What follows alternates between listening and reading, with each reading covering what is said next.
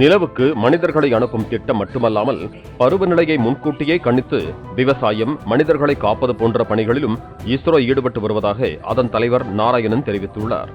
திருவள்ளூர் மாவட்டம் பஞ்செட்டியில் தனியார் தொழில்நுட்ப கல்லூரி பட்டமளிப்பு விழாவில் பங்கேற்ற அவர் வரும் 2035 ஆண்டில் விண்வெளியில் விண்வெளிக்கூடம் அமைக்க உள்ளதாகவும் அதன் முதற்கட்ட பணி வருகிற 2028 ஆண்டு துவங்கும் எனவும் தெரிவித்தார். நம்ம 2035 ஒரு விண்வெளியில நம்மளுக்கு ஒரு விண்வெளி கூடம் அமைக்க போறோம். அது ஒரு 5 மாடியூல் ஆகும், 5 கட்டமாட்டு செய்யக்கூடியதாகும்.